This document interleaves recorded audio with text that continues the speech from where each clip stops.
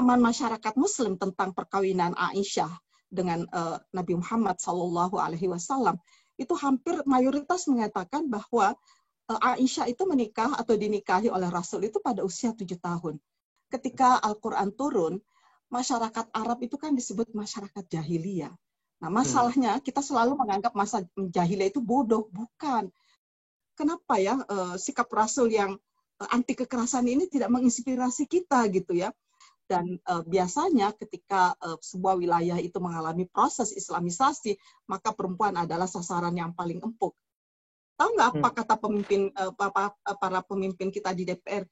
Wah, kekerasan seksual ini sesuatu yang tidak bisa dibuatkan undang-undang, karena itu kan dalam hubungan relasi seksual itu kan orang kan suka sama suka. Dalam hati saya, kok anggota DPR kok ngomongnya kayak begitu? Penonton Cokro TV yang terhormat, kali ini The One akan menampilkan seorang sosok yang luar biasa, Profesor Dr. Musdah Mulia. Bagi mereka yang mengikuti perdebatan kontroversi tentang Islam di Indonesia, nama ini pasti sudah tidak asing lagi. Profesor Musdah Mulia ini lengkap sebetulnya. Dia adalah ulama, dia pernah menjadi anggota dari Majelis Ulama Indonesia. Dia juga ilmuwan, dia adalah profesor riset pertama di LIPI dan Kementerian Agama, juga doktor perempuan pertama dalam pemikiran politik Islam di UIN, Syarif Hidayatullah. Tapi juga aktivis, ya. Dia juga banyak terlibat dalam gerakan-gerakan masyarakat untuk membela kaum minoritas, tapi terutama juga terkait dengan hak nasib kaum perempuan. Oh ya, satu lagi, dia juga ini adalah aparatur sipil negara di Kementerian Agama. Nah, profesor yang terkemuka ini antara lain terkemuka karena kontroversinya. Dia punya cara pandang yang menarik untuk diikuti, terutama terkait dengan perempuan. Misalnya cara pandang dia tentang poligami, cara pandang dia tentang LGBT, tentang pernikahan antar agama, tentang dan berbagai topik-topik keperempuanan lainnya. Nah, kita akan bicara dengan dia karena barangkali bisa disebut Profesor Musdah Mulia adalah salah satu tokoh terpenting dalam gerakan kesetaraan gender dalam dunia Islam di Indonesia saat ini. Jadi kita mulai saja percakapan kita dengan Prof. Musdah Mulia. Bu Musdah, terima kasih bisa datang ke Cokro TV, bertemu dengan Cokro TV. Ya, mudah-mudahan sehat-sehat saja ya. Alhamdulillah. Bu Musdah, seperti saya sampaikan tadi, Bu Musdah ini terutama terkenal sekali karena kontroversinya, ya. Sehingga dicap macam-macam, ada perempuan laknat, muslimah, kafir, murtad, dan seterusnya. Antara lain karena pemikiran Bu Musdah yang memang agak berbeda atau sangat berbeda dari mainstream Islam di Indonesia. Misalnya saja tentang poligami yang ditentang dengan sangat keras oleh Bu Musdah, sementara justru di Indonesia saat ini ada semacam kampanye poligami bagi pria-pria muslim di Indonesia. Bu Musdah, saya mulai dengan satu pertanyaan. Kok bagaimana mungkin ya? Bu Musdah juga baca Quran, baca sunnah, hadis, teladan Nabi, dan kemudian baca pemikiran-pemikiran ulama, kuliah sampai mencapai gelar doktor dalam bidang pemikiran atau Islam, kajian Islam.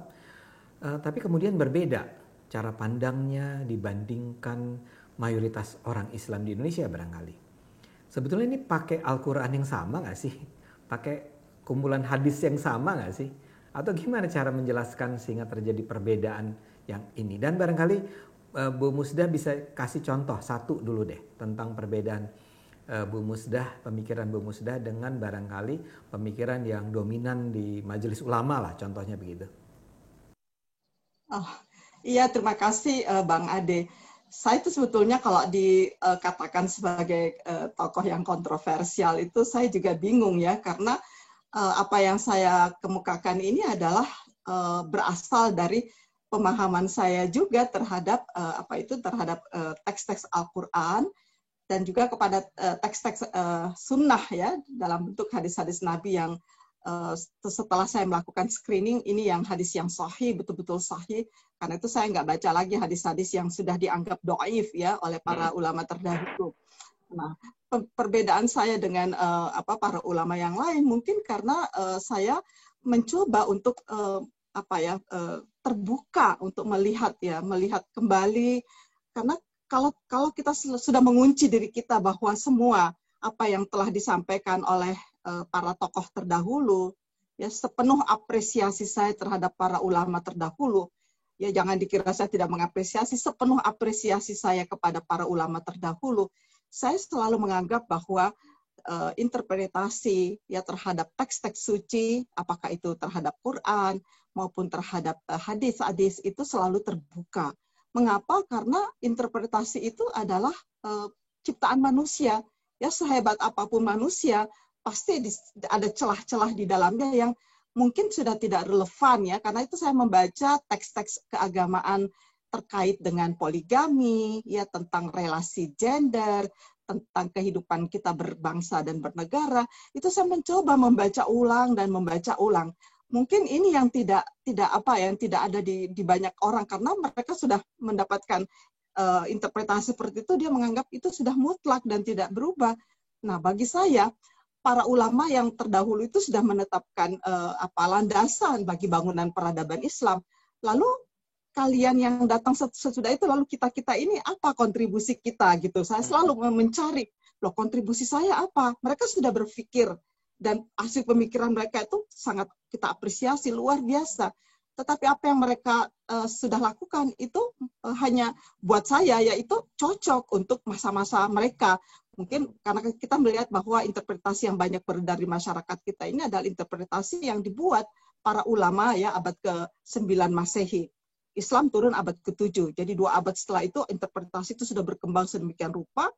Nah, interpretasi inilah yang dianggap sebagai satu hal yang sudah tidak bisa diubah lagi. Nah, menurut saya nggak bisa. Kondisi sosial politik yang dihadapi oleh umat Islam atau ulama-ulama pada abad ke-9 itu berbeda dengan kondisi sosial politik, bahkan juga kondisi ekonomi, budaya, dan sebagainya, itu dengan apa yang kita hadapi pada abad ke-21 ini.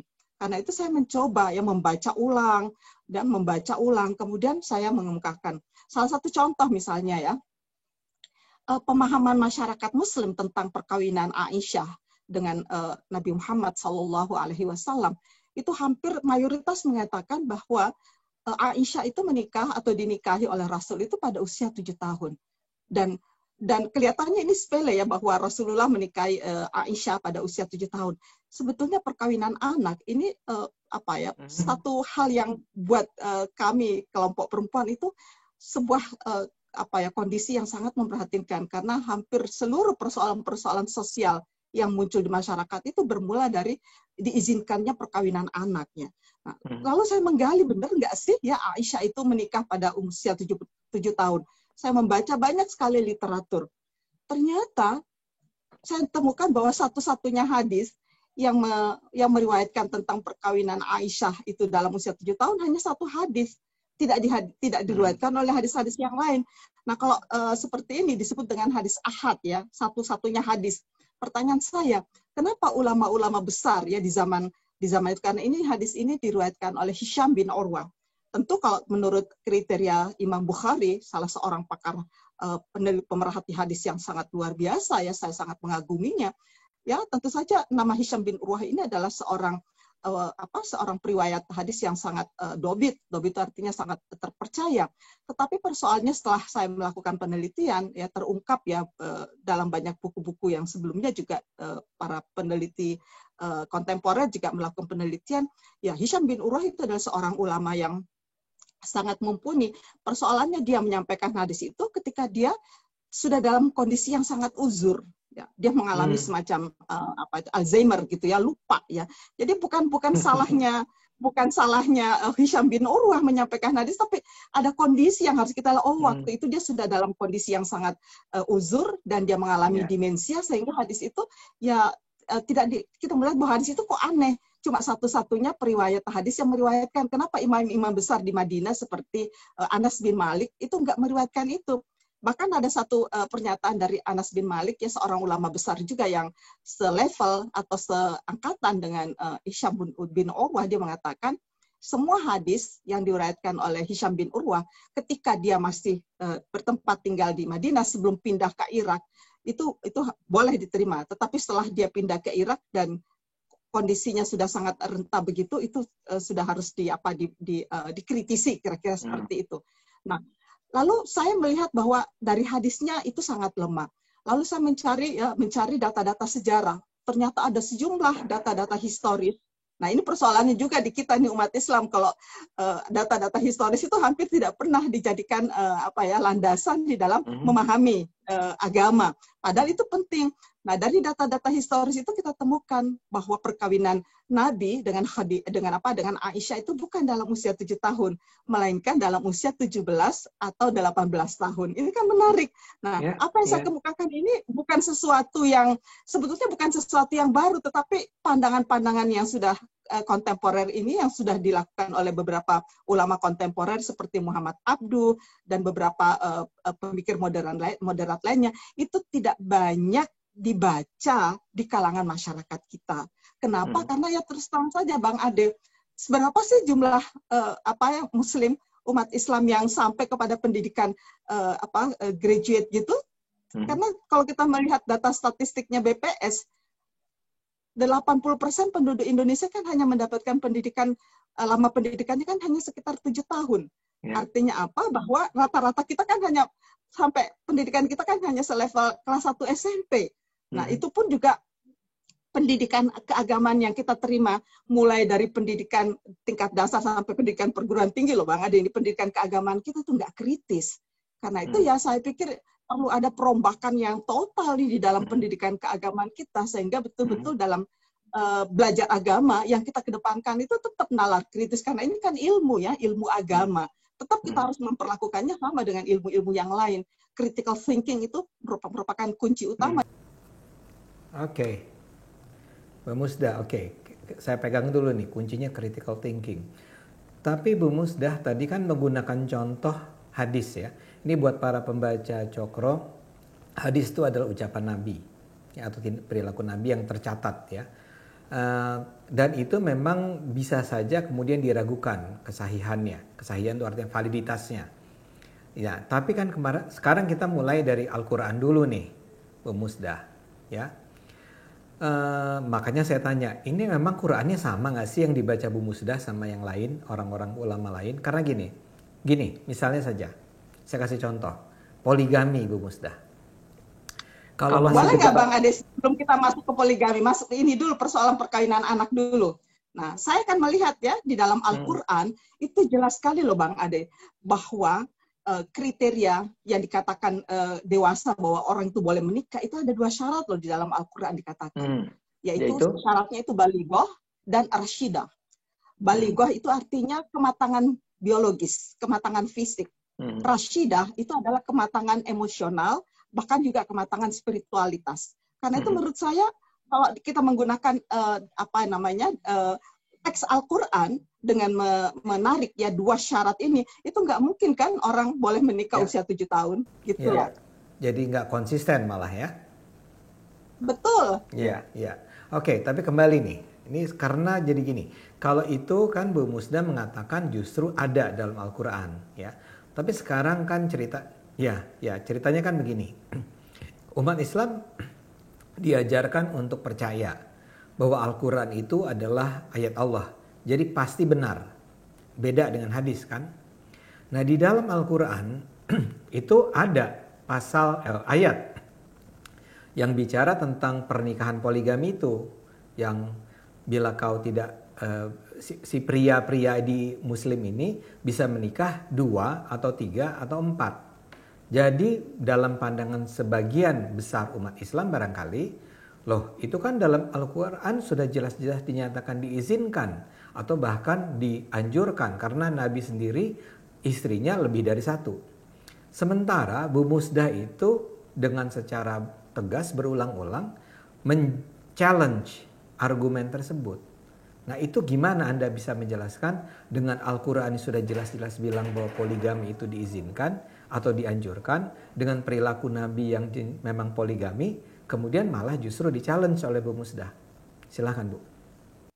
Ya, terus terang ya saya ingin mengatakan begini, bahwa ketika kita membaca ayat-ayat Al-Quran, persoalannya itu kita nggak bisa membaca ayat Al-Quran itu hanya sepotong-sepotong itu kadang-kadang ini loh yang apa ya, yang saya suka sedih ya. Karena kalau Anda membaca surah apa namanya tentang poligami itu hanya ada satu ayat. Itu pun juga sebetulnya ayat itu bukanlah sebuah ayat yang berupa petunjuk atau berupa perintah ya. Itu kalau mau dibaca itu baca keseluruhannya dari ayat yang pertama itu bicara tentang penciptaan manusia, bahwa kamu itu diciptakan laki dan perempuan itu dari nafsin wahidah ya, dari satu spesies yang sama. Artinya apa? Bahwa sebetulnya kemanusiaan laki dan perempuan itu adalah setara dan sederajat. Jadi mulai dari situ bacanya. Kemudian ayat yang kedua itu kan bicara tentang apa namanya perlindungan ya, proteksi terhadap anak-anak yatim. Jadi kalau saya membaca ayat itu Bang Ade, saya baca dulu apa yang disebut dengan kalau dalam Al-Qur'an itu konteksnya apa. Jadi ada namanya konteks makro berupa sejarah ya, sejarah bangsa Arab atau sejarah masyarakat jahiliyah kayak waktu itu kayak apa. Karena sebetulnya kalau kita tidak mempelajari konteks makronya ini berupa sejarah, konteks historis, konteks budaya masyarakat Arab, kita tidak akan menangkap apa ya esensi dari ayat itu sendiri. Demikian juga konteks mikro berupa asbab nuzulnya itu apa gitu. Kalau saya membaca dari penyebab turunnya ayat ya Bu. Ya, konteks mikro itu asbab nuzul. Kalau hadis itu asbab wurudnya. Ya, sorry Bu Musdah. Kenapa Nabi mengatakan itu? Ya. Bu Musdah, saya harus minta penjelasan detail semacam itu karena barangkali penonton Cokro TV tidak familiar dengan apa yang tadi disampaikan Bu Musdah. Jadi kalau bisa memang kalau ada konsep tertentu dijelaskan juga tuh maksudnya apa. Sorry ya Bu. Oke. Nggak apa-apa. Nah, kalau saya melihat bahwa kita mesti tahu dulu ya konteks historis dan konteks budaya dalam masyarakat Arab ketika itu. Ketika Al-Quran turun, masyarakat Arab itu kan disebut masyarakat jahiliyah.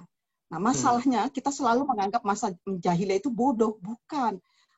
Jahiliyah itu artinya adalah orang yang tidak mengenal norma. Karena itu pada masa jahiliyah orang boleh menikah banyak loh Bang Ade, kapan aja di mana saja. Kan karena itu juga pada masa itu adalah masa di mana perbudakan dianggap legal. Bahkan orang boleh punya istri sampai ratusan loh, asal tahu ya.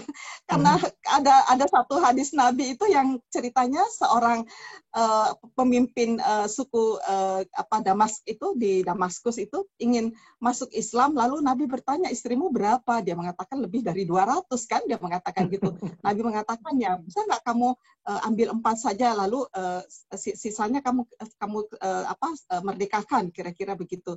Ya karena itu kan masa perbudakan, belum lagi budak ya dan sebagainya. Jadi kita melihat dalam konsep perbudakan di mana emang perempuan itu nggak ada nilainya karena setiap kali terjadi peperangan ya ganimahnya itu salah satunya itu adalah perempuan-perempuan itu tadi. Ganimah itu artinya rampasan perang dan itu menjadi milkul yamin. Milkul yamin itu artinya milik seperti halnya dengan perempuan waktu itu sama dengan benda-benda yang lain, setara dengan onta dan sebagainya yang dirampas dalam peperangan gitu kan. Ini kan mesti kita tahu cerita-cerita tentang ini. Nah, Islam datang itu untuk melakukan perubahan, menurut saya perubahan yang sangat radikal dari yang tidak teratur, tidak ada aturan tentang perkawinan, tidak ada aturan tentang relasi suami istri, itu nggak ada aturan, terserah kamu mau apa terserah begitu ya, suka-suka kamu lah, kira-kira begitu. Nah, Islam mulai melakukan pengaturan-pengaturan yang menurut saya itu sangat radikal karena itu masa-masa yang sangat, kalau kita bayangkan jahiliyah itu kayak apa ya, mengerikan sekali ya, tidak ada pokoknya yang berbicara barbar lah ya. Iya, betul. Nah kalau saya membaca konteks mikronya, ketika ayat ini turun ya setelah perang Badar di mana banyak sahabat-sahabat besar itu meninggal dan mereka meninggalkan anak-anak yatim, anak-anak perempuan yatim gitu. Tetapi anak-anak perempuan yatim ini tidak tidak berarti mereka itu miskin Bang Ade. Mereka kan orang tuanya meninggalkan bersama mereka harta-harta ya. Nah, banyak orang lalu para walinya ini lalu biasalah orang itu kan lalu culas ya. Para wali itu ingin menikahi anak-anak yatim ini dengan harapan menguasai harta-harta mereka. Nah, itu kan culas. Nah, turunlah ayat mengatakan, jadi seolah-olah itu ayat mengatakan, fankihu ma taba lakum, kamu mendingan ya daripada kamu mengganggu anak-anak yatim ini. Jadi kan itu pada ayat sebelumnya kan dikatakan wa in khiftum alla tuqsitu fil yatama. Ya, fankihu ma tabalakum minan nisa masna wa thulatsa wa ruba'. Karena itu jangan pernah melupakan permulaan ayat itu. Wa in khiftum Allah. Ya, ini loh kata-kata yang wa in khiftum Allah tuksitu fil yatama ini selalu dilupakan. Itu Saya apa itu, kadang-kadang Bu? kesel ya. Iya, ya biasa lah Bu. Orang kan suka cherry picking. Nah, artinya apa kalau kita membaca ayat itu benar-benar ya, kalau kamu takut untuk tidak bisa berlaku adil terhadap anak-anak yatim itu yang kamu mau kawini, karena Tuhan tahu bahwa kamu itu akan berlaku culas. Kamu mau mengawini mereka itu bukan karena kamu benar-benar mencintai atau apa, tetapi kamu kan hanya ingin mengambil harta mereka. Nah, daripada kamu berlaku tidak adil, ya wa in khiftum alla tuksitu fil yatama, jadi itu dalam konteks anak-anak yatim sebetulnya. Nah, kawinlah kamu dengan yang lain, carilah perempuan lain, mau 2, 3, dan 4. Tapi jangan lupa Bang Ade, orang-orang Arab itu punya kebiasaan 2, 3, 4. Jadi kata-kata masna wa thulatsa wa ruba' itu bukan hanya ditemukan dalam konteks poligami, tetapi juga ditemukan dalam konteks ayat-ayat yang lain. Jadi harus diketahui juga loh budaya orang Arab. Kenapa 4? Ya memang itu semacam budaya. Pokoknya kamu jangan ganggu ini, carilah yang lain, asal kamu jangan melakukan kezaliman terhadap anak-anak yatim. Jadi itu bukan anjuran ya Bu ya? Bukan anjuran. Betul. Ya? Jadi kalau di kita ini ya, kadang-kadang mungkin kalau saya bisa mengilustrasikannya dalam konteks kekinian ya, misalnya gini, anak-anak kita tuh ngerecokin kita nih di kamar, lalu kita bilang gini, kamu boleh main di mana saja, pokoknya asal bukan di kamar ini, soalnya saya mau kerja. Kamu boleh apa saja gitu kira-kira. Tapi apakah kita benar-benar mengatakan kamu boleh apa saja? Kan sebetulnya tidak. Yang intinya kan kamu jangan ganggu saya di sini kan sebetulnya gitu. Jadi sebetulnya itu bukan perintah juga loh. Tetapi sekedar untuk memberikan apa ya, supaya anak kita itu jangan mengganggu di kamar ini, kamu boleh bermain di mana saja. Ya, tetapi tidak berarti dia boleh benar-benar bermain di mana saja, kan itu berbahaya juga kan. Konteks itu adalah jangan ganggu yang ini. Sama dengan itu kata Allah, jangan ganggu anak yatim. Karena bagi Islam, anak yatim itu harus diperlakukan semulia mungkin. Nggak boleh. Perlakuan yang semena-mena terhadap anak yatim itu dosanya jauh lebih besar ya ketimbang anak-anak biasa. Ini loh yang tidak karena itu menurut saya pembicaraan tentang poligami dalam Islam itu satu tarikan nafas dengan pembicaraan tentang proteksi terhadap anak-anak yatim dan juga pembicaraan terhadap upaya untuk membebaskan perempuan dari perbudakan. Bu Musdah, apa komentar Ibu? Sekarang kan sering tuh ada seminar bagaimana poligami sukses gitu loh. Bagaimana saya mau dengar aja komentar Bu Musdah. Ya, saya heran aja. Sebetulnya sih bagi saya ya, kamu mau poligami atau tidak itu urusan kamu lah pribadi. Tetapi persoalannya sekarang ini itu semacam kampanye terbuka ya di ruang publik kita, dan itu mengganggu rasa kemanusiaan. Saya sebagai manusia tuh betul-betul saya terganggu rasa kemanusiaan saya. Kok ada ya seperti itu ya? Ini betul-betul saya mengatakan ini betul-betul kok seperti masa-masa jahiliyah, di mana pada masa itu saja Nabi sendiri sudah mencoba membuat perbaikan-perbaikan begitu. Kalaupun Nabi nanti pada akhirnya juga melakukan poligami, kita lihat saja seperti apa poligami Rasulullah. Jadi saya selalu mengatakan kalau kamu mau berpoligami ya lakukan seperti apa yang dilakukan oleh Rasulullah, itu jelas sekali terbaca dalam banyak sejarah. Itu mahal loh, jadi ikut seminar itu 3,5 juta, 3 juta. Itu panitianya untung banget loh Bu. Ya itulah buat saya bentuk kejahiliahan masyarakat modern ya seperti itu. Dan saya merasa bahwa kadang-kadang ya agama itu bukan membuat kita menjadi lebih wise ya, ternyata bahwa agama itu sering diperjualbelikan untuk kepentingan-kepentingan kapitalistik ya, untuk kepentingan politik identitas dan sebagainya.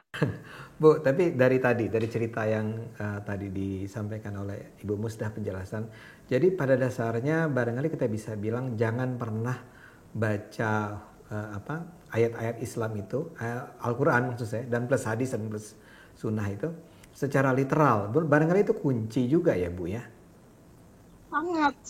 Kita nggak bisa karena teks-teks itu kan bisu ya. Jadi Ali bin Abi Thalib itu sudah mengatakan di awal bahwa teks-teks Al-Quran maupun teks-teks hadis itu bisu, tergantung siapa yang membacanya. Karena itu sekarang mari kita membangun sebuah kecerdasan yang saya selalu mengatakan itu penguatan literasi agama, Bang Ade, yang sekarang saya selalu mengajak. Mengapa? Itulah sebabnya karena kenapa Al-Quran itu dimulai dengan Iqra.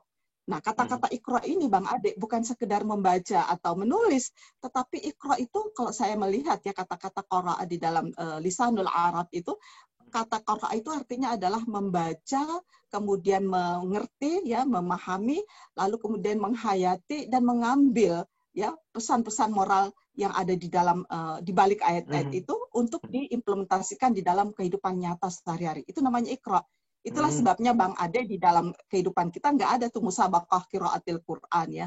Adanya itu musabaqah tilawatil Quran. Karena adanya itu cuma tilawah. Ya.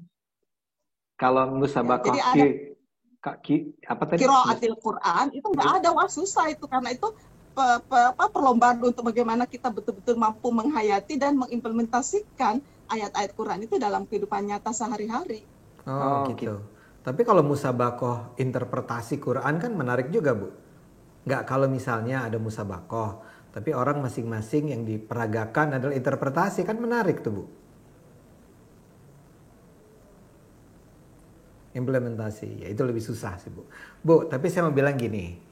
Ibu kan bilang ini harusnya orang itu semacam literasi Quran lah ya, Iqra dan seterusnya. Tapi contohnya nih ya, Bu Musdah tiba pada pengetahuan bahwa tadi Aisyah itu sebenarnya tidak menikah pada usia 7 tahun. Itu saya yakin, ibu tuh belajarnya susah. Harus cari informasi itu. Itu dapatnya dari mana? Ya karena hati kecil saya itu terganggu, masa sih Nabi, orang yang selalu wise di dalam mengambil keputusan, ya bahkan Nabi sendiri kalau tidak ada tuh anak-anaknya yang menikah menikah masih usianya sangat muda. Kok bisa ya Nabi menikah dengan perempuan yang muda usia begitu? Itu di mana gitu letak? Jadi itu menimbulkan ada semacam gugatan ya di dalam diri saya. Jadi saya kemudian membaca. Nah ini kan yang tidak ada pada diri kebanyakan umat Islam, yang keinginan untuk menggali dan menggali lagi, Iqra dan Iqra lagi, itu kan itulah yang menurut saya yang tidak muncul. Sorry Bu, tapi Bu Musdah dapat informasi yang tadi Ibu sampaikan kepada kita semua itu ya tentang sebetulnya itu menurut kitab-kitab yang lebih valid itu menunjukkan bahwa dia 17 tahun. Itu kan pasti untuk bisa tiba pada pengetahuan itu membutuhkan pengetahuan cara membaca, cara menafsirkan, mungkin bukan bahasanya bukan bahasa Indonesia pasti kan? Itu kan susah, Bu. Pasti ya. Karena kalau untuk pengetahuan bahasa Arab, Bang Ade, alhamdulillah saya tidak begitu sulit ya, karena saya kan dulu jurusan sastra Arab kan, bahasa dan sastra Arab. Jadi saya punya modal untuk membaca literatur Arab ya. Kemudian juga ya kita tuh orang seperti saya ini orangnya selalu curious ya, selalu haus untuk membaca dan membaca ya. Alhamdulillah saya merasa bahwa itu adalah sebuah anugerah yang ditakdirkan Tuhan kepada saya. Saya bersyukur bahwa Tuhan memberikan satu kesadaran kepada saya untuk selalu membaca dan membaca lagi. Tapi kenapa nggak banyak, Bu, orang seperti Ibu? Ya karena mereka pikir untuk apa gitu ya. Pertama, ya udah cukup lah ini orang Nabi itu menikah 7 tahun, apa sih masalahnya gitu. Mereka tidak mau melihat persoalan-persoalan sosial di masyarakat kita, bahwa perkawinan anak itu merupakan awal dari berbagai problem sosial. Karena perkawinan anak itu yang membawa kepada trafficking, ya perdagangan anak, ya yang membawa kepada perceraian, KDRT, lalu banyak sekali persoalan-persoalan terkait dengan kesehatan reproduksi. Wah, kalau sudah bicara tentang perkawinan anak itu bisa 2 semester ya mengajarkan implikasinya dalam kehidupan sosial, dan ini yang tidak disadari oleh umat Islam. Oke. Ya tapi saya tidak bicara umatnya, Bu. Kan kami ini, misalnya saya orang awam nih, saya kan perlu ilmuwan, perlu ulama yang bisa mengajarkan pada saya. Saya aja baru tahu tadi penjelasan semacam itu dari penjelasan Bu Musdah, tidak dari yang lain. Pertanyaan saya itu adalah, kok nggak cukup banyak ulama seperti Ibu? Kan ulamanya banyak di Indonesia dan pendidikannya juga tinggi. Abdul Somad juga doktor, Bu. Tapi kenapa mereka tidak mengajarkan yang seperti ini, Bu? kepada umatnya. Jangan jauh-jauh. Suami saya saja nggak mau menyampaikan seperti ini karena apa? Pusing dia bilang gitu. Ngapain kita karena dianggap itu bertentangan pandangan umum dan itu menimbulkan rasa tidak nyaman gitu karena nanti mereka ngerasa nggak nyaman aja gitu. Ada apa sih kok itu udah seperti itu kok di masyarakat. Jadi saya kadang-kadang mengatakan ya, jangankan jauh-jauh suami saya saja yang sama-sama profesor. Yang bahkan suami saya itu bahkan profesor di bidang bahasa Arab loh. Tapi bukan hanya bahasa Arab, tapi juga tafsir. Mestinya dia lebih kokoh untuk menyampaikannya karena dia profesor di bidang tafsir. Dia nggak mau pusing tuh. Dan dianggap ini nggak penting-penting amat. Oke, nah kita sekarang mulai satu-satu deh ya. Ini buat penonton Cokro nih, kita perlu dengar nih penjelasan Bu Musda dalam banyak hal. Tadi soal poligami, wahai para pelaksana kampanye poligami sudah dengar ya penjelasan Bu Musda. Kedua, isu mengenai warisan perempuan dan laki-laki. Saya ulang ya buat para penonton Cokro, yang saya tahu di Quran tuh jelas ada pembagian warisan laki dan perempuan 2x1, laki-laki dapat lebih 2 kali lipat dari perempuan. Kalau sikap Ibu mengenai ini gimana? Ya, saya sudah tulis dalam buku saya itu Muslimah Reformis itu bahwa sebetulnya bicara tentang warisan di dalam Al-Quran juga tidak ada satu ketentuan yang pasti loh. Pasti itu dalam arti bahwa setiap perempuan jumlahnya 2:1 enggak loh, Bang Ade. Jadi tergantung posisinya. Jadi kalau ibu itu dapat 1/3. Kalau anak dia punya si yang meninggal itu punya anak, dia dapat 1/6. Nah, istri 1/4 atau 1/8 ya. Nah, kadangkala kalau dalam posisi sebagai asobah itu artinya gini, ada kelompok-kelompok yang seharusnya menerima warisan itu nggak ada di dalam komposisi penerima warisan. Nah, dalam kondisi seperti ini, kadang-kadang perempuan itu dapatnya jauh lebih banyak loh daripada laki-laki. Jadi kalau Anda mengatakan bahwa Al-Quran mengatakan 2:1, no, ya. Jadi itu adalah jumlah yang bergerak. Jadi jumlah warisan itu, jumlah pembagian warisan itu adalah jumlah yang bergerak mengikuti posisi dan komposisi seseorang di dalam keluarga. Karena itu saya pikir, tetapi juga yang paling harus dipahami terlebih dahulu adalah ketika ayat ini turun, ayat-ayat tentang warisan, kita mesti tahu dulu bahwa dalam masyarakat jahiliyah itu nggak ada pembagian untuk perempuan. Ini menarik ya. Dan juga nggak ada pembagian untuk anak laki-laki. Yang dapat bagian warisan dalam konteks masyarakat jahiliyah itu hanyalah laki-laki dewasa dan bukan budak. Karena kalau laki-laki ya dan dia budak, dia juga nggak dapat. Ini kan menarik nih. Nah, Islam datang itu melakukan perubahan yang begitu radikal. Ya, bahwa semua orang, ya, even anak di dalam kandungan pun juga dapat. Coba bayangkan. Ya, nggak laki, nggak perempuan. Jadi perubahan inilah yang menurut saya. Jadi saya itu selalu membaca selalu membaca inspirasi dari ayat-ayat itu bahwa Islam datang itu memberikan perubahan yang betul-betul mencengangkan ya pada masyarakat jahiliyah di mana perempuan, laki-laki, budak, anak-anak laki-laki itu nggak dapat warisan. Tiba-tiba datang bahwa semua orang mendapatkan warisan, termasuk juga para budak. Ini kan sebuah perubahan ya buat saya. Inilah yang harusnya menginspirasi kita bahwa Islam datang itu untuk membawa pesan-pesan kesederajatan, kesetaraan semua manusia.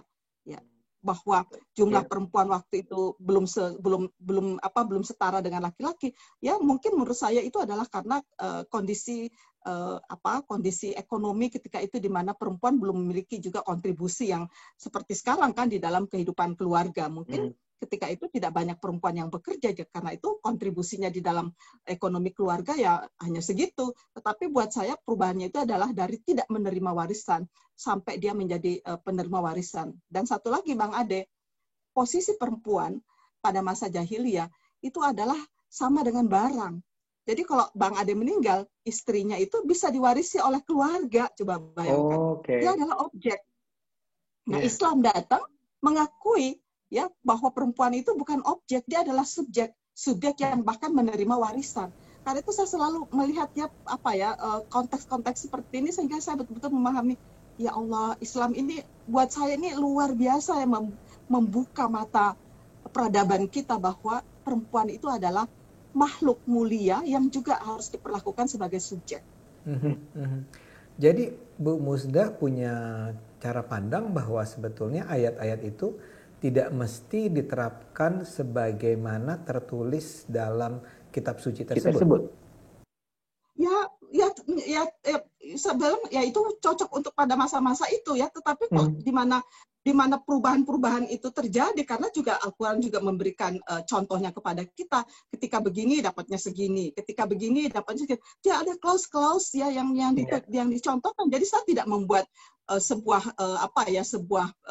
keputusan sendiri gitu, tapi saya mempelajari beragam ayat Al-Quran. Oh, ternyata Al-Quran menyebutkan kalau begini posisinya, begini komposisinya dalam keluarga, jumlahnya sekian. Berarti kan sebuah jumlah yang bergerak, dinamis ya, tidak baku gitu. Menarik loh kalau kita membaca ayat-ayat tentang waris. Tetapi pada ujungnya warisan itu sebetulnya dibangun untuk supaya ada rasa keadilan. Nah, karena itu saya dalam beberapa tahun-tahun 2005-an ya, saya dengan para hakim agama itu membuat ya upaya-upaya bagaimana supaya implementasi para hakim agama di lapangan itu mempertimbangkan ya kondisi penerima warisan ini. Misalnya ya, orang tua itu sepanjang hidupnya dirawat oleh seorang anaknya. Ya tentu yang merawat itu harus mendapatkan lebih dong dari saudara-saudaranya yang lain yang tidak punya kontribusi di dalam perawatan ataupun dalam menjaga orang tua itu. Ini kan masalah keadilan gitu. Tapi hukum Islam kan ada hukum Islam juga yang berlaku di Indonesia ya Bu ya. Kalau nggak salah waris itu antara lain menggunakan hukum Islam. Oh iya, itu kan kita punya kompilasi hukum Islam. Ya. Jadi kalau di Indonesia itu Bang Ade kita punya kompilasi hukum Islam itu mengatur soal hukum perkawinan, ya, lalu hukum waris dan hukum wakaf. Dan yang menarik asal Bang Ade tahu ya, beberapa hakim agama itu sudah sangat progres dia ketika dia memutuskan perkara berkaitan dengan waris itu mereka tidak selamanya mengambil pandangan-pandangan yang tradisional kayak gitu loh. Saya menemukan beberapa hakim yang sangat progres, bahkan beberapa keputusan itu memberikan bagian kepada perempuan itu 2 kali lipat dari laki-laki dengan berbagai alasan yang saya kemukakan tadi. Ya Bu Musdah, jadi misalnya ini buat kita semua barangkali jadi pelajaran nih orang-orang Islam di Indonesia. Haruskah orang Islam di Indonesia itu mematuhi hukum Islam tersebut atau boleh nggak dengan cara non-Islam? Atau bukan non-Islam artinya misalnya semua anak dibagi secara rata dan seterusnya, itu boleh nggak sih? Ya boleh saja. Buktinya beberapa ulama besar itu saya melihat ya dia melakukannya begini. Misalnya ya ada 5 anak laki-laki, 5 anak perempuan. 5 anak laki-laki ini semua mendapatkan pendidikan yang sangat tinggi ya, karena orang tuanya dulu masih berpikiran orang anak laki-laki ini patut mendapatkan pendidikan tinggi. Nah, ketika pembagian warisan, para anak laki-laki itu sepakat, udah kita nggak usah lah kita mendapatkan warisan, kan kita sudah dapat pendidikan yang cukup tinggi, berikanlah seluruh harta warisan orang tua kita ini kepada anak perempuan, pada saudara-saudara kita yang perempuan. Nah, kesepakatan itu kan lebih baik daripada harus berpengadilan, ya, memalukan juga sih menurut saya. Karena itu saya pikir mari kita beragama itu lebih dengan mengedepankan hati nurani ya. Karena itulah yang disebut dengan takwa, apa di dalam hati nurani kita yang rasanya itu dibangun dengan kita kasih sayang ya, cinta kasih gitu. Karena ini yang nggak ada nih Bang Ade. Kita rata-rata tuh beragama tuh lebih banyak, ya ini juga persoalannya karena ya pengajaran agama kita di Indonesia ini lebih banyak bersifat legal formal ya, fikih gitu. Jadi semuanya itu main hitung-hitungan haram halal. Padahal kan agama kan tidak selamanya haram halal ya. Ada yang dimaksud dengan sisi-sisi yang saya selalu sebutkan itu adalah etika ya, lebih pada kasih sayang, kepada sikap gitu. Jadi ini yang nggak ada menurut saya. Jadi bisa dibilang nih buat penonton juga bahwa kendati pun ada sebetulnya tercatat dalam Al-Quran, sebetulnya pemahaman kita tentang hukum waris itu harusnya jauh lebih yang dipertimbangkan rasa keadilan ya, jadi hal-hal semacam itu. Instead of berkonsentrasi pada 2x1 gitu ya, atau 3x1 atau berapa kali dan seterusnya. Iya, lagian juga kita kan sudah menjadi manusia yang beradab lah. Jadi kita lihat saja lah siapalah dari keluarga kita yang betul-betul membutuhkan. Bahkan kalau menurut saya ya, harta warisan itu nggak perlu harus dibagi. Jadi dibiarkan saja utuh, tinggal pemanfaatannya itu nanti yang dibagi kepada mereka yang betul-betul manfaat. Kalau Anda tidak merasakan manfaatnya, untuk apa juga gitu ya Anda bersikeras dengan harta warisan itu. Jadi saya pikir jauh lebih baik kita mengedepankan kebersamaan ya, kasih sayang di dalam kehidupan bersama. Jadi nggak usah harus sekian, harus dibagi. Kadang-kadang saya berpikir, aduh kasihan sekali harta itu setelah dibagi ya nggak ada maknanya juga gitu, tidak membuat orang itu jadi kaya, tetapi juga harta yang besar itu jadi dipotong-potong seperti itu jadi tidak bermakna ya. Kenapa nggak dijadikan modal sosial ya untuk menghidupi keluarga itu, mungkin dari keluarga itu ada yang miskin, ada yang butuh pendidikan, begitu kan? Kenapa nggak dimanfaatkan seperti itu loh, Bang Ade? Kadang-kadang saya berpikir, aduh kenapa sih orang kok tidak berpikir lebih lebih, karena agama ini sebetulnya bukan soal hitung-hitungan gitu, soal bagaimana memfungsikan agama dan menjadikan agama itu fungsional di dalam kehidupan keseharian kita. Bu Musda, ini mudah-mudahan bukan sesuatu yang private, tapi dalam keluarga besarnya Bu Musda diterapkan nggak hukum waris Islam itu? Kita sih, bapak saya meninggal, nggak ada tuh yang mikir-mikir hartanya siapa baginya. Karena kita cuma sudah sadar, nggak ada gunanya juga, dan nggak ada juga orang yang kaya karena warisan gitu loh. Jadi bagi rata lah gitu. Bapak saya meninggal tuh nggak ada yang pikir-pikir, bapak kita punya harta apa ya? Padahal udah meninggal sejak 7 tahun yang lalu ya, sampai sekarang kalau Bang Ade nggak tanya, saya nggak jadi ngeh. Oh iya ya, kita kok nggak pernah ketemu soal itu ya. Baru sekarang ini ada yang nanya saya soal warisan. Saya nanya bukan minta bagian loh, Bu Musda. Saya malah nggak pernah kepikiran ya, sampai sekarang udah 7 tahun meninggal, saya belum tahu tuh bapak saya punya apa saja. Ya buat saya ya kebetulan masih ada yang masih sekolah, ya biarlah itu jadi kebutuhan orang yang masih sekolah gitu. Kita kan sudah selesai. Iya. Aduh, kalau aja orang Islam semua kayak Bu Musdah nih, aman kali dunia ini. Oke, Bu Musdah, sekarang pindah lagi ke isu kontroversial lain. Karena Bu Musdah ini punya banyak sekali isu kontroversial. Ini besar, ini berat nih. Soal LGBT. Ya, Bu Musdah itu dikenal sebagai orang yang menyatakan bahwa kata siapa Islam itu mengharamkan LGBT. Itu gimana pendapatnya Bu Musdah? Penjelasannya. Saya itu heran aja gitu. Tetapi saya ingin mengatakan kepada Bang Ade, ini isu LGBT ini yang isu yang paling banyak membuat saya itu dipelintir, gitu ya. Padahal sebetulnya saya itu ingin mengajak kita semua untuk tidak memperlakukan kelompok LGBT itu secara diskriminatif. Ya, karena mereka itu manusia gitu, wujudnya manusia. Buat saya nih ya, selama mereka itu berwujud manusia, ya kita harus menghormati dia sebagai manusia ciptaan Tuhan gitu. Jadi kalau dia melakukan pelanggaran hukum, kenapa nggak kita bawa ke ranah hukum? Jadi nggak usah kita bersikap anarkis kepada mereka seolah-olah kita ini Tuhan ya. Boleh jadi di Bang Ade, kelompok-kelompok LGBT itu ya kesalahannya atau dosanya itu cuma terkait dengan masalah-masalah ya pemahaman dia tentang masalah seksualitas. Tetapi kita belum tentu loh, kita mungkin kesalahan kita atau dosa kita itu mencakup banyak aspek dalam kehidupan kita. Karena itu janganlah merasa sok suci ya. Karena itu marilah kita melihat mereka itu sebagai manusia, bukan sebagai sebagai orang yang dianggap berdosa lah, salah, kemudian harus dibunuh dan sebagainya. Karena itu saya menghimbau hanya itu saja, tetapi kemudian dipelintir ya, kemudian di mana-mana muncul pandangan ya bahwa saya itu menghalalkan perkawinan sejenis.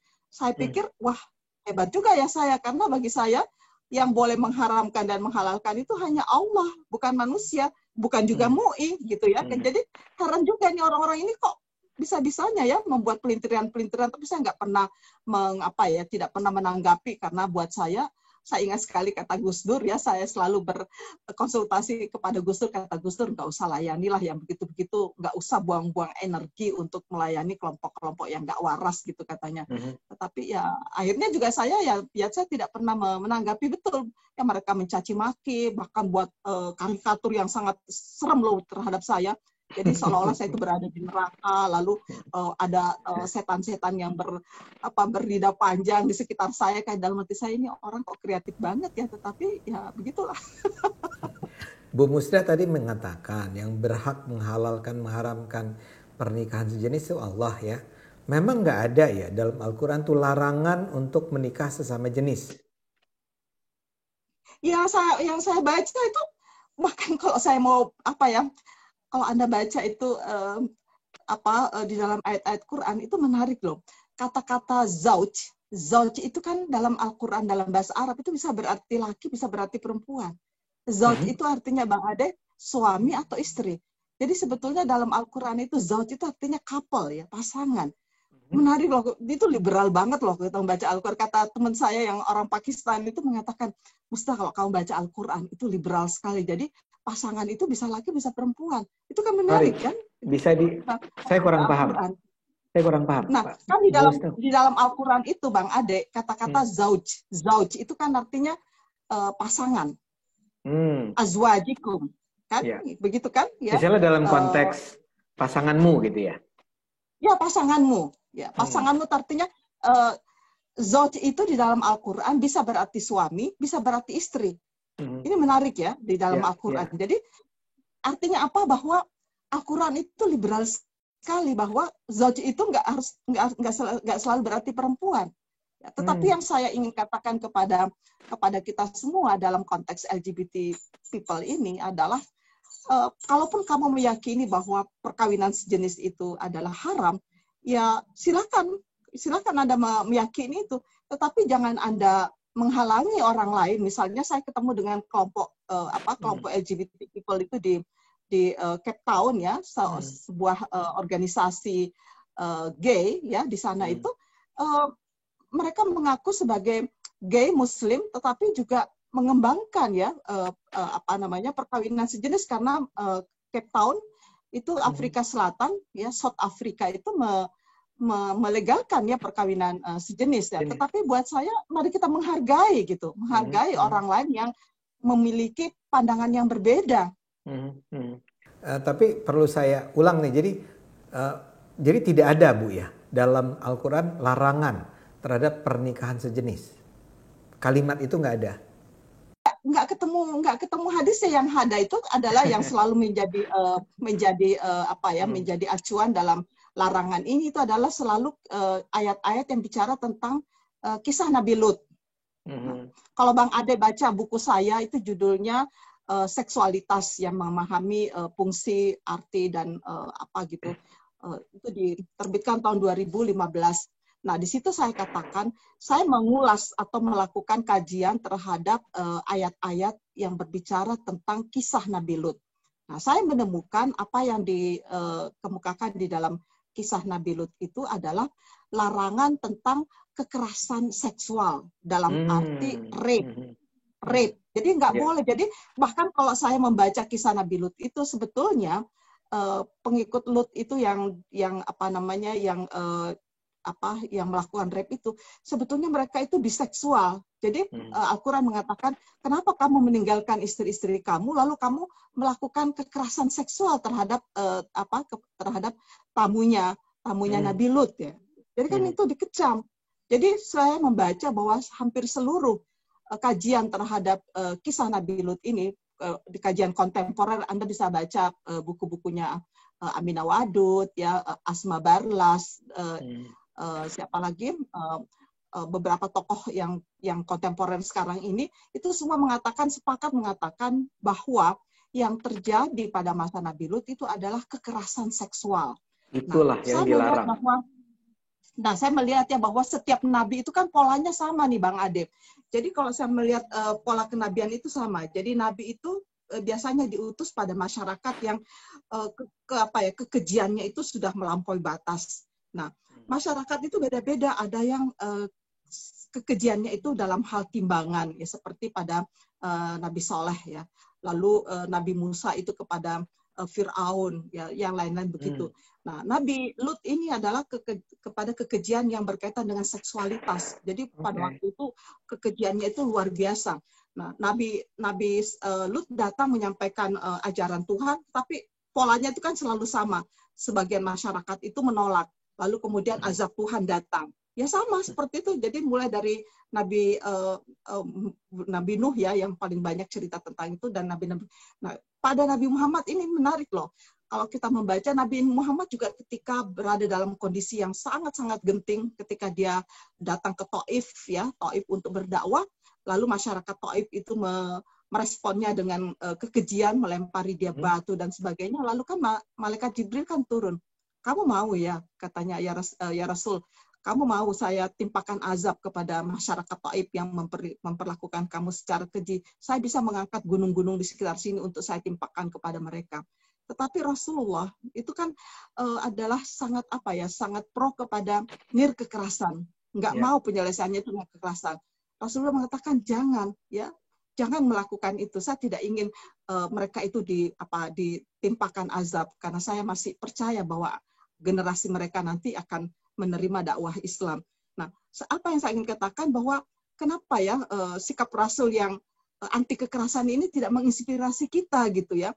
Nah, karena pola-pola kenabian itu sama dengan itu. Jadi ada dakwah, kemudian ada resistensi dari umat, lalu kemudian turun azab. Nah, umat Nabi Lut itu juga menerima azab sama dengan umat Nabi Nuh, sama dengan umat Nabi Ibrahim, sama dengan umat nabi-nabi yang lain begitu. Jadi nggak usah terlalu didramatisir bahwa perhatikan itu umat Nabi Lut begini-begini kan. Kadang-kadang ada orang tuh sampai mengirimkan pidato panjang lebar ke saya. Bu Musa itu sadar nggak sih kalau umat Nabi Lut mengalami begini-begini? Dalam hati saya, ya ampun ya. Semua nabi itu punya pola yang sama gitu ya. Hanya pada Nabi Muhammad yang tidak ditimpakan azab. Karena apa? Karena nabi kita ini adalah orang yang sangat anti kekerasan.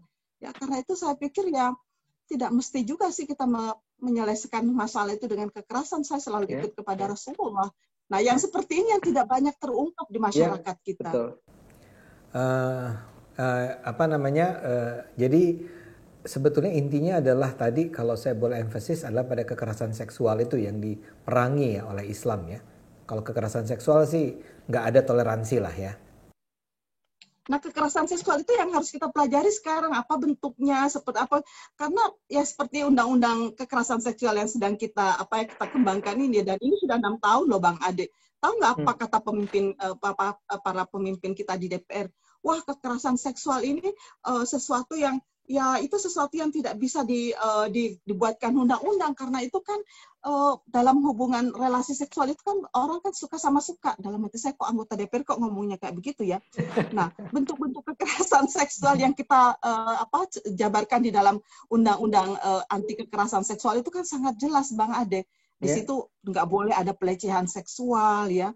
Nggak boleh ada eksploitasi seksual, nggak boleh ada perlu perkosaan lah ya, Bu ya. Ya, nggak boleh ada, pokoknya semua yang bentuknya itu perkosaan. Tetapi di masyarakat kita Bang Ade, yang dimaksud dengan perkosaan itu marital rape itu kan nggak boleh disebutkan. Bahkan beberapa ulama itu kan marah betul.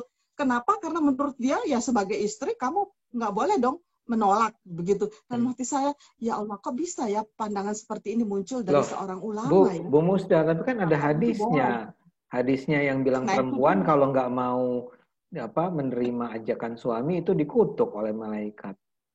Gimana, Bu? Nah, itu dia. Itu kan bunyi hadisnya, idza da'a rajulun imra'atahu ila firashi fa'abat ya la'anathal malaika hatta tusbiha. Nah, kalau saya membaca hadis itu Bang Ade, saya melihat kata kuncinya itu kan fa'abat. Ya, jika seorang suami mengajak istri ke tempat tidur lalu dia menolak. Nah, fa'abat itu artinya menolak. Pertanyaannya, dia menolak karena apa? Kalau dia menolak tanpa alasan apapun, ya buat saya itu ya mesti ada satu, tapi nggak mungkin dong ada penolakan tanpa alasan, karena itu alasannya ini harus digali. Karena itu kata kuncinya fa'abat. Kenapa dia fa'abat? Ya, lah, kalaupun dia menolak apa? Itu kan cuma la'anathal malaika. Kadang-kadang saya berpikir baca dulu deh teksnya bener-bener ya. Laknat hal malaikat, mereka akan dilaknat oleh malaikat. Sebenarnya Bang Ade takut sama malaikat. Loh dia kan setara dengan kita, sama-sama makhluk. Kenapa takut gitu ya? Kadang-kadang kalau kita menggunakan rasionalitas kita loh, apa urusannya dengan malaikat? Saya ingat dulu Mas Hikam begini, Musda, kenapa sih kok malaikat itu ikut-ikut campur dalam hubungan intim manusia gitu? Ada apa gitu?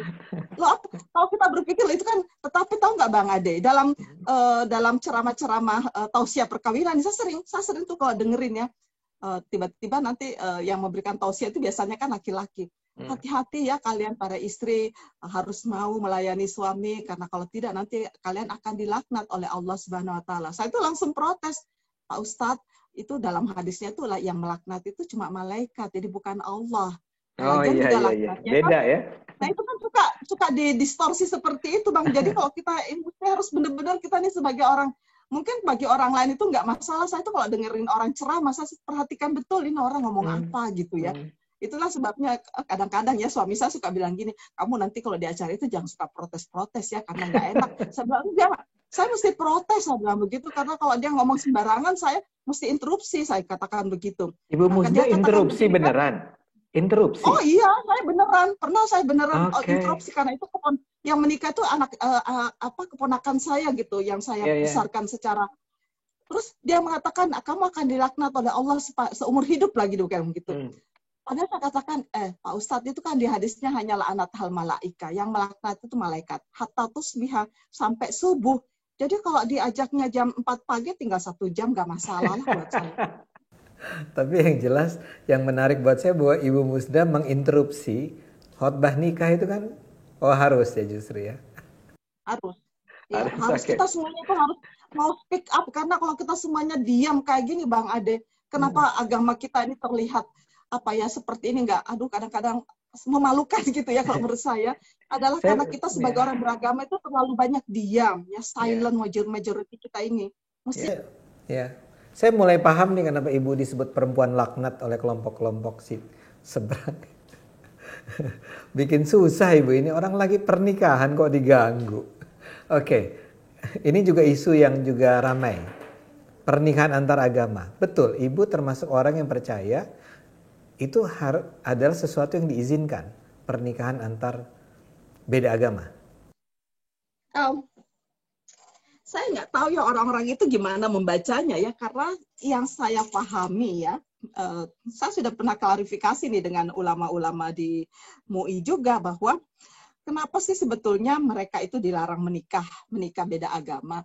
Lalu semua alasan, Bang Ade kalau baca buku-buku tafsir, semua alasan yang melarang perkawinan beda agama itu alasannya bukan alasan teks loh, bukan alasan teks suci atau Quran atau hadis. Semuanya alasannya adalah karena kalau mereka menikah beda agama, pasti nanti perempuannya itu akan diseret ke agama suami. Jadi masalah-masalah yang sangat tidak, buat saya nggak rasional. Sementara beberapa penelitian, termasuk penelitian yang dilakukan oleh PPIM UIN ya, itu menunjukkan, itu menarik hasil penelitian itu, bahwa hampir 80% perempuan yang menikah dengan non-muslim itu malah lebih banyak membawa anak-anak mereka menjadi Islam.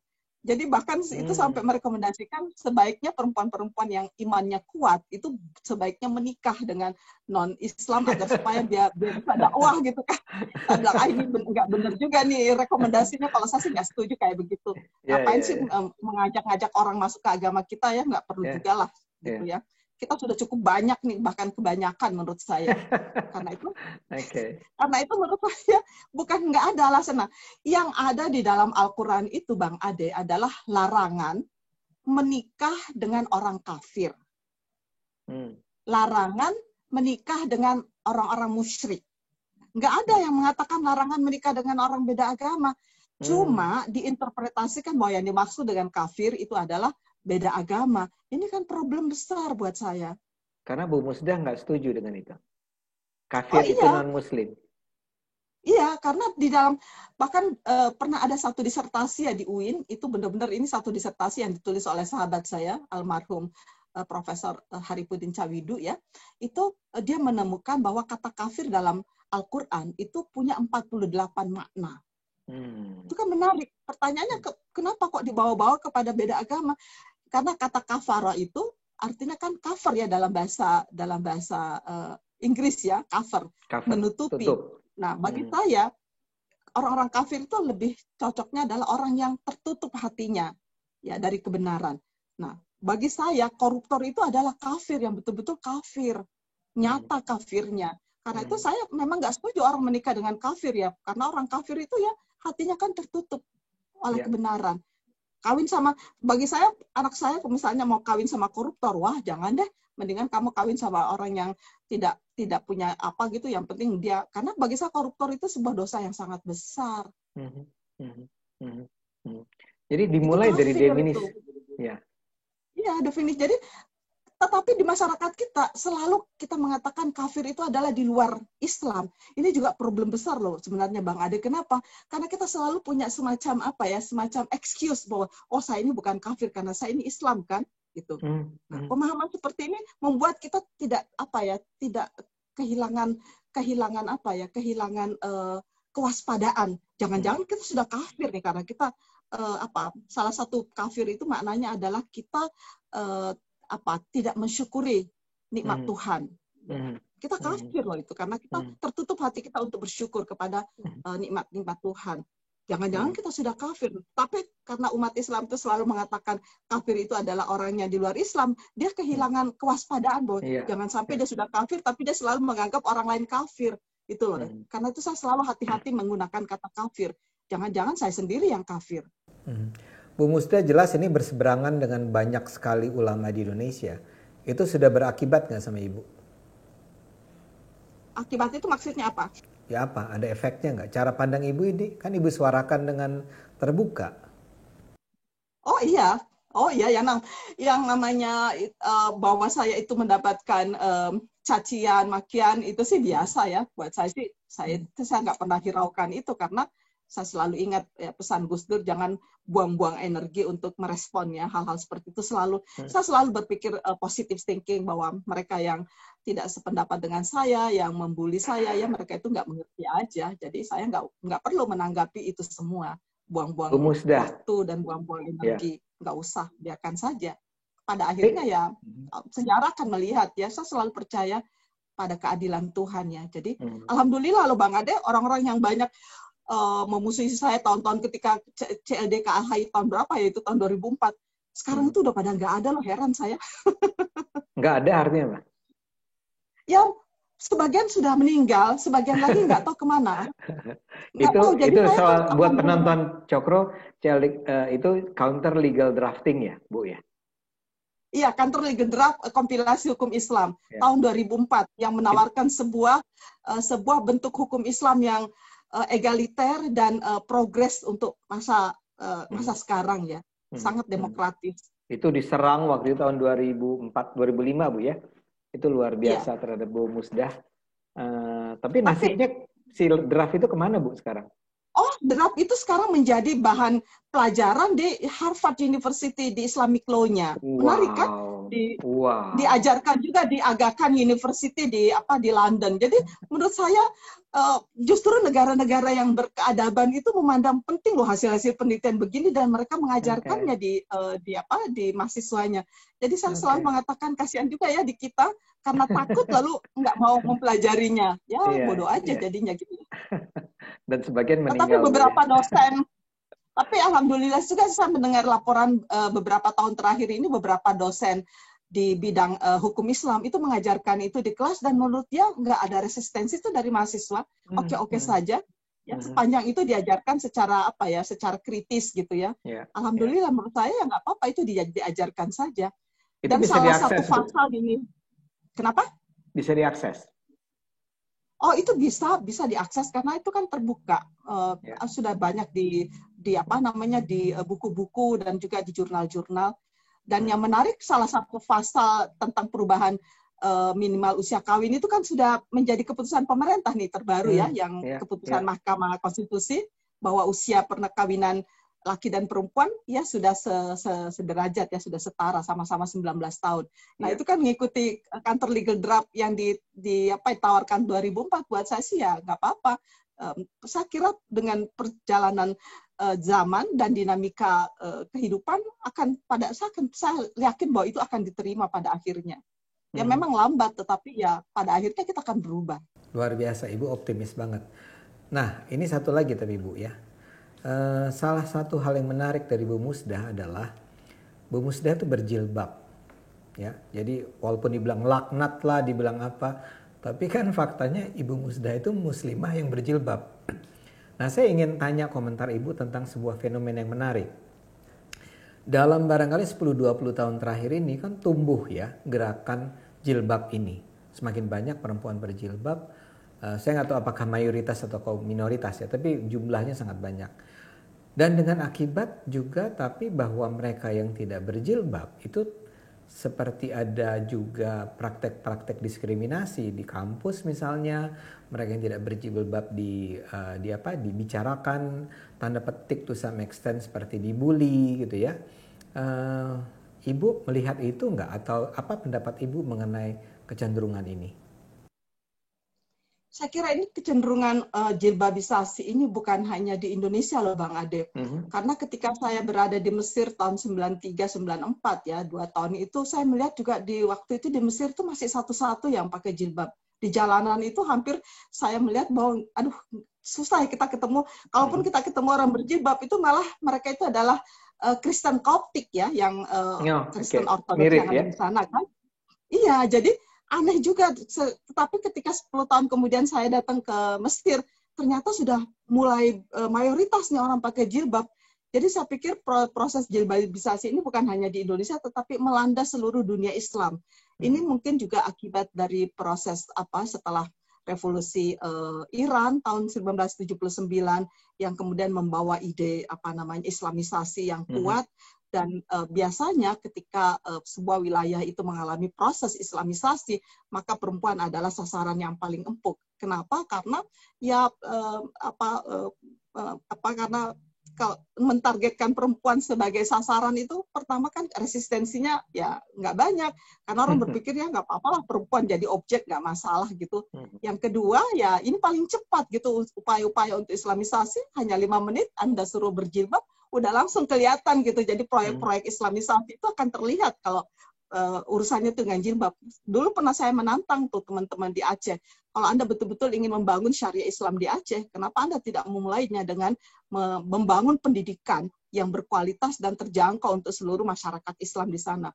Lalu mereka geleng-geleng kepala, oh itu nggak ada di dalam tupoksi kami. Loh, kenapa? Bukankah pendidikan itu sesuatu yang sangat fundamental untuk memulai sebuah pembaharuan? Jadi menurut saya kalau Anda betul-betul ya menginginkan proses Islamisasi yang hakiki, mulailah dengan membangun pendidikan. Tetapi kenapa Anda mulainya dengan proses yang gampang seperti jilbab? Ya karena ya orang nggak mau pusing aja ya. Karena dengan begitu kan orang tidak perlu buang-buang keringat, kira-kira gitu. Ya tapi Ibu gimana? Ibu sendiri berjilbab. Tapi apakah Ibu merasa, apakah semua, artinya gini, muslimah itu harus menggunakan jilbab nggak Bu? Dan cepat banget jawabannya. ya kan poin saya tadi ya, yang saya ulang. Ada soal sekarang orang mulai merasa terintimidasi ketika dia tidak berjilbab, atau ada upaya untuk misalnya di perguruan tinggi tertentu ya seperti ada tekanan agar orang menggunakan jilbab. Respons Ibu ini? Bagi saya ini mestinya harus menjadi menjadi kewajiban negara untuk tidak membiarkan perilaku intimidasi, bullying, pemaksaan, pemaksaan jilbab mulai di tingkat PAUD sampai ke tingkat pada tingkat perguruan tinggi. Itu nggak boleh mestinya pada sekolah-sekolah publik. Kalau itu sekolah swasta sih, mungkin kalau sekolah swasta itu boleh, karena itu kan aturan internal mereka boleh lah ya. Tetapi kalau sekolah publik, ini kan milik negara. Dan negara tidak boleh membiarkan ada unsur pemaksaan di dalamnya. Ya. Saya kira ini negara ini abai dalam hal ini. Saya nggak setuju terhadap upaya-upaya pemaksaan ya, berjilbab itu. Kalau saya berjilbab itu karena kebiasaan saya dari pesantren ya, karena saya ini besar di pesantren ya, kebiasaan dan itu ya hak saya juga dong untuk menggunakan jilbab. Tetapi saya menggunakan jilbab tidak melihat orang lain yang tidak berjilbab sebagai sesuatu yang salah, bukan. Karena itu buat saya kesalehan dan ketakwaan seseorang itu tidak bisa diukur dari jilbab, dari dia pakai jilbab atau tidak. Karena itu bukanlah sebuah ukuran bagi kesalehan dan ketakwaan. Bu Musdah tadi mengatakan sebetulnya kalau buat Bu Musdah sih, kalaupun ada orang mau maki-maki ibu gitu ya, ya sudahlah, itu buat ibu-ibu nggak mau ambil pusing, nggak mau ambil peduli lah. Tapi yang saya tahu misalnya ibu tuh bisa sampai ibu diberhentikan kan dari Majelis Ulama? Oh enggak, sudah selesai periode saya. Oh emang udah selesai, tapi nggak dipakai lagi aja ya? Ya karena setelah saya nggak ada lagi perempuan di sana yang menjadi ketua divisi. Iya, jadi di Kementerian Agama, Bu, katanya Ibu sampai pernah enggak juga. Oh, enggak juga? Enggak. Alhamdulillah. Alhamdulillah apa? Alhamdulillah bahwa saya nggak pernah mengalami hal seperti itu. Mungkin mereka yang nggak tahu juga kenapa mereka tidak memecat saya, tidak tidak menurunkan saya. Saya kadang-kadang berontak begitu ya, seperti ini cara bicaranya belak-belakan, tetapi buat saya ya, saya kalau misalnya saya diberhentikan, saya juga nggak merasa apa-apa, bagi saya untung aja gitu kalau kebetulan kalau saya diberhentikan. Tapi alhamdulillah saya sepanjang karir saya nggak pernah mengalami misalnya ya sebagai misalnya naik pangkat, oh ini jangan dinaikkan pangkatnya karena orangnya sangat kritis dan susah diatur misalnya. Enggak tuh, alhamdulillah. Jadi lumayan ya sebetulnya Indonesia ini tidak semenakutkan barangkali seperti yang dibayangkan, bahwa orang seliberal ibu itu masih bisa berkarier, masih bisa bersuara secara lantang, dan itu barangkali tidak terjadi di negara-negara seperti Pakistan atau Bangladesh. Iya, karena mungkin juga karena apa ya?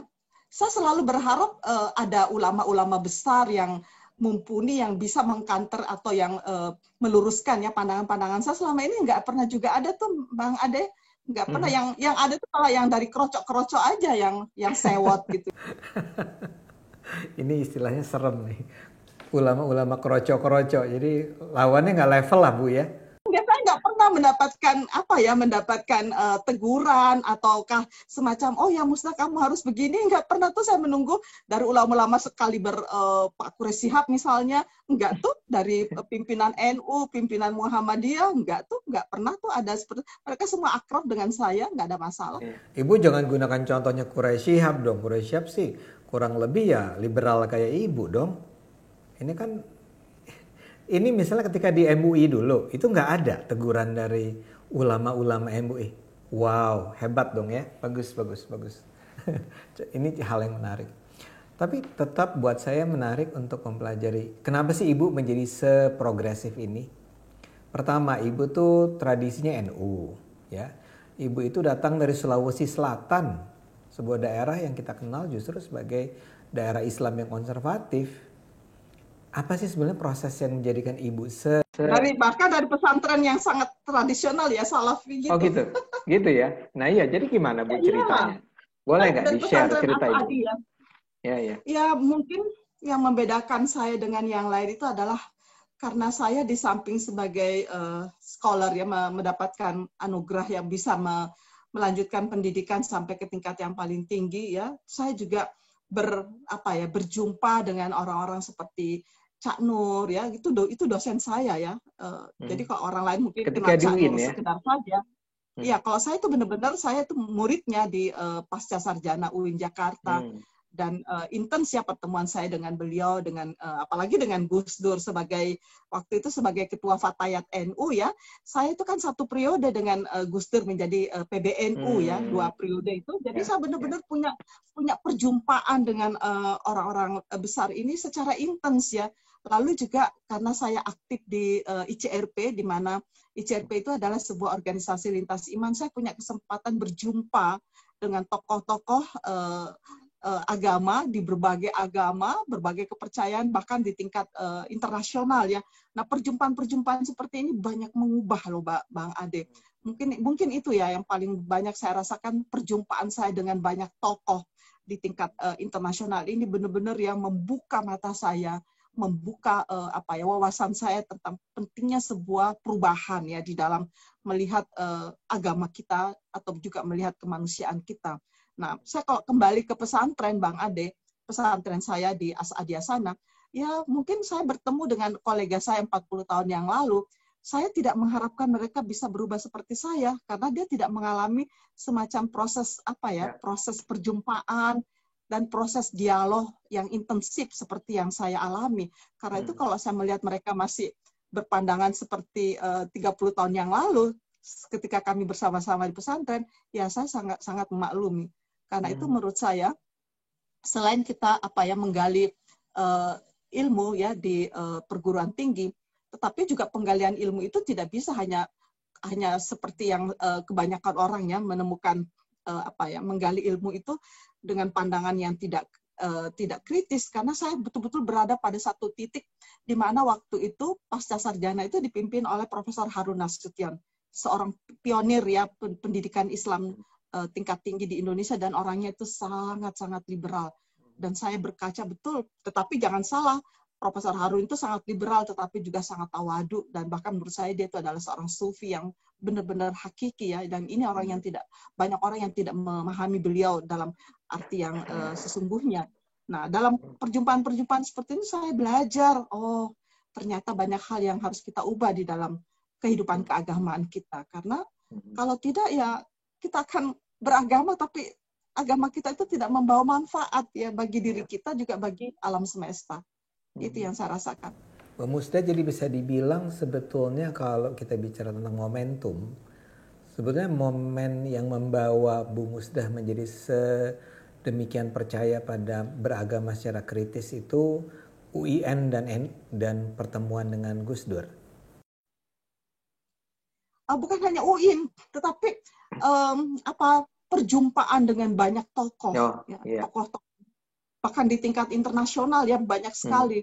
Karena perjumpaan, nah saya itu kan di Departemen Agama dulu Bang Ade itu kan saya di staf ahli Menteri Bidang Hubungan Internasional. Nah di dalam kapasitas saya sebagai staf ahli bidang hubungan, saya tuh punya kesempatan keliling dunia ya, bertemu dengan berbagai tokoh setingkat kayak ya tokoh-tokoh seperti Dalai Lama, ya tokoh-tokoh Hindu, tokoh-tokoh itu semua membuka wawasan saya tentang banyak hal. Bu Musda beruntung sekali kalau gitu ya, bertemu Alhamdulillah, dengan Gus. Ya. Bu Musda dengan Profesor Harun jangan lupa. Ya. Bu Musda, sejauh ini keluarga tetap dukung nih dengan langkah-langkah Bu Musda yang tidak biasa ini. Ya itulah, alhamdulillah saya itu bedanya dengan yang lain. Suami saya itu benar-benar, karena kami kan sama-sama profesor ya, sama-sama di perguruan tinggi yang sama di UIN. Suami saya juga muridnya Profesor Harun. Jadi betul-betul kami itu sangat terbuka. Bedanya saya dengan suami, ya suami pandangannya itu terbuka. Cuma suami saya nggak punya keberanian seperti saya untuk menyampaikan pandangannya yang liberal itu ke masyarakat gitu loh. Dan banyak sebenarnya seperti saya ini Bang Ade itu cukup banyak loh di UIN. Apalagi dengan dokter-dokter yang dari McGill di Kanada ya, dari Harvard, dari mana-mana, itu kan mereka kan luar biasa semua ya bacaannya, tetapi yang belum muncul itu adalah keberaniannya. Kalau saja mereka menjadi ulama-ulama yang menyebarkan Islam di Indonesia, itu barangkali ceritanya beda, Bu ya. Ya, saya berharap mereka pada suatu saat akan berani menyampaikan, karena kebanyakan mereka juga nggak mau pulang ya, karena kalau pulang ya takut juga gitu. Mungkin kenapa mereka nggak pulang-pulang. Banyak tokoh-tokoh besar ya di luar negeri, tokoh-tokoh kita ya yang belum pulang nih. Ada Profesor Ali, ada Profesor siapa ya, tadi dalam satu webinar, wah kalian ini hebat-hebat, tapi sayangnya kalian tidak ada di Indonesia ya untuk berdakwah. Tapi paling tidak kita sekarang, saya, teman-teman di Cokro, penonton Cokro tahu bahwa sebetulnya sumber daya intelektual Muslim kita kaya ya. Sebetulnya kita bisa berharap ke depan bahwa Indonesia akan menjadi lebih baik. Bu Musda, saya rasa ini kita udah belajar sangat banyak dari Bu Musda. Dan pada dasarnya kami sangat kagum, kami sangat mendukung apa yang dilakukan Bu Musda. Kita support sepenuhnya. Mudah-mudahan Bu Musda akan terus berproduktif ya. Secara progresif. Terima Terima kasih kasih Bu Bu Musdah Musdah untuk untuk kesempatan yang diberikan. Terima kasih. Sama-sama. Nonton Cokro TV, demikianlah percakapan kita dengan Profesor Musdah Mulia. Mudah-mudahan ini membawa manfaat dan membuat kita semakin optimis dengan Indonesia yang jauh lebih damai, pluralis, beragam di masa depan dengan kehadiran orang-orang seperti Profesor Musdah dan kawan-kawannya yang sekarang barangkali belum kembali ke Indonesia. Terima kasih. Terima kasih sama-sama. Assalamualaikum warahmatullahi wabarakatuh. Waalaikumsalam warahmatullahi wabarakatuh.